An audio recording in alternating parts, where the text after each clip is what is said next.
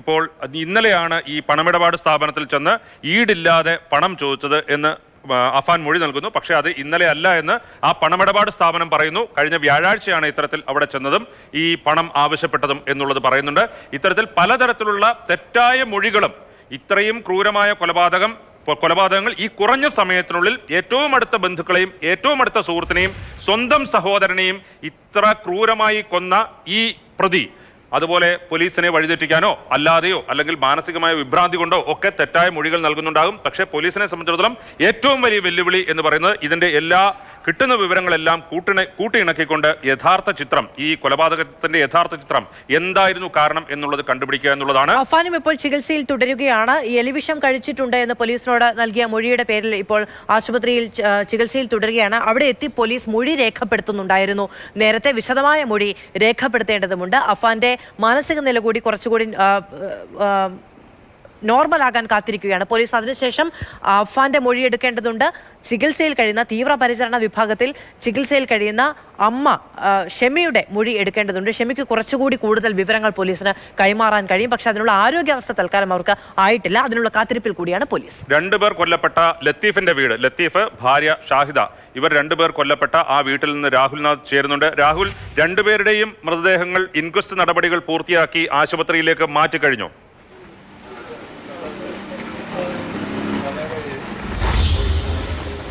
രാജീവ്, രണ്ടുപേരെ മൃതദേഹങ്ങൾ അല്പസമയം മുൻപ് ഇൻക്വസ്റ്റ് നടപടി പൂർത്തിയാക്കി മെഡിക്കൽ കോളേജിലേക്ക് മാറ്റിയിട്ടുണ്ട്. നമ്മളിപ്പോൾ നിൽക്കുന്നത് ജസ്ല മൻസിൽ ഈ വീട്ടിലേക്കാണ്. കഴിഞ്ഞ ദിവസം 1 മണിക്ക് ഡെപ്യൂട്ടി സൂപ്രണ്ട് പറഞ്ഞതുപോലെ അയാളെ വാക്കുകൾ കടമെടുക്കുകയാണെങ്കിൽ 1 മണിക്ക് ഇതുവഴി ഈ ഗേറ്റ് വഴി ഈ കാണുന്ന പടിക്കെട്ടുകളിലൂടെ വീടിൻ്റെ മുൻവശത്തേക്ക് പ്രതി എത്തുന്നത്.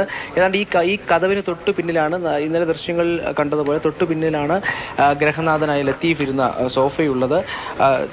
വീടിന് ചുറ്റുപാടും പോയി കഴിഞ്ഞാൽ ഈ വീടിൻ്റെ പരിസരം ഒന്ന് കാണിക്കാൻ കഴിയാമെങ്കിൽ നന്നായിരിക്കും. കാരണം വലിയ പുരയിടമാണ്, 2 വശത്തും വലിയ പുരയിടങ്ങളാണ്. അതുകൊണ്ട് തന്നെ ഒരു ആക്രമണം ഉണ്ടായി അതിനെ പ്രതിരോധിക്കാൻ അലറി വിളിച്ചാലും കേൾക്കാൻ പ്രയാസമായിരിക്കും. കാരണം അത്രമാത്രം വലിയ പുരയിടമുള്ള വീടാണ് നമുക്ക് കാണാൻ കഴിയുന്നത്.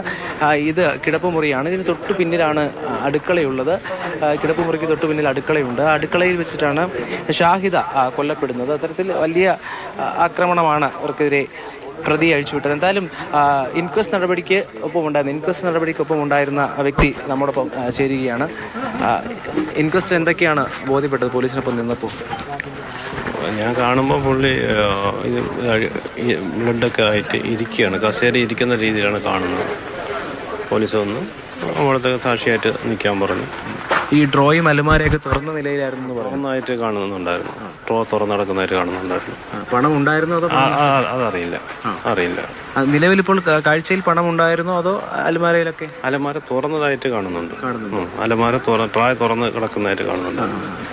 പിന്നീട് ഡെപ്യൂട്ടി സൂപ്രണ്ട് പറഞ്ഞ് ഷാഹിദയുടെ ശരീരത്തിൽ ആഭരണങ്ങൾ ഉണ്ടായിരുന്നു എന്നാണ് പറഞ്ഞത്. അത് ശ്രദ്ധിച്ചില്ല. ബ്ലഡായിട്ട് കിടന്നുകൊണ്ട് നമുക്ക് അറിയാൻ പറ്റുന്ന രീതിയല്ലേ.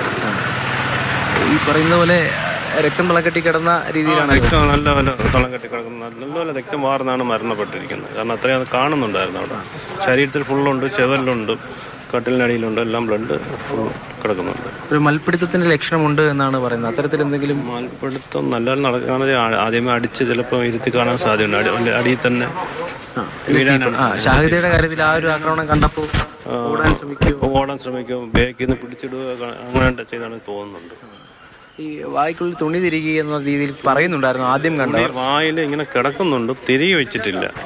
ഇങ്ങനെ വായ മറഞ്ഞ് ഇങ്ങനെ കിടക്കുന്നുണ്ടായിരുന്നു. ഷോളാണ്. പിന്നെ അപ്പോൾ അത് വീഴുന്ന കിടന്നപ്പോൾ അങ്ങനെ ആയി കിടന്നതെന്ന് അറിയില്ല. അതായത് ഈ ലത്തീഫ് ഇരുന്ന് ഇടത്ത് നിന്ന് നോക്കിയാൽ അടുക്കള കാണാൻ കഴിയുന്നതാണോ? അതായത് ലത്തീഫിനെ ആക്രമിച്ചാൽ ഷാഹിദയ്ക്ക് കാണാൻ കഴിയുന്നൊരു കാണുന്ന രീതിയല്ല അത്. അടുക്കളയുടെ ഭാഗം ഇവിടെ ഇരുന്നും കൊണ്ട് പെട്ടെന്ന് കാണാൻ പറ്റുന്ന രീതിയല്ല. ഒരു ഇറങ്ങി വേറെ കയറാൻ പറ്റും. എന്തായാലും മറ്റ് കാര്യങ്ങൾ ഈ പറഞ്ഞതുപോലെ പ്രതികരണത്തെ കയറി ഈ അലമാരയൊക്കെ തുറക്കുന്ന ഒരു രീതിയിൽ അലമാര തുറന്ന് കിടക്കുന്നത്. ഇപ്പൊ ഇവരെന്തെങ്കിലും ആവശ്യത്തിന് വേണ്ടി തുറന്നാണെന്ന് അറിയില്ല. അവൻ തുറക്കാനാണ് സാധ്യത അറിയില്ല.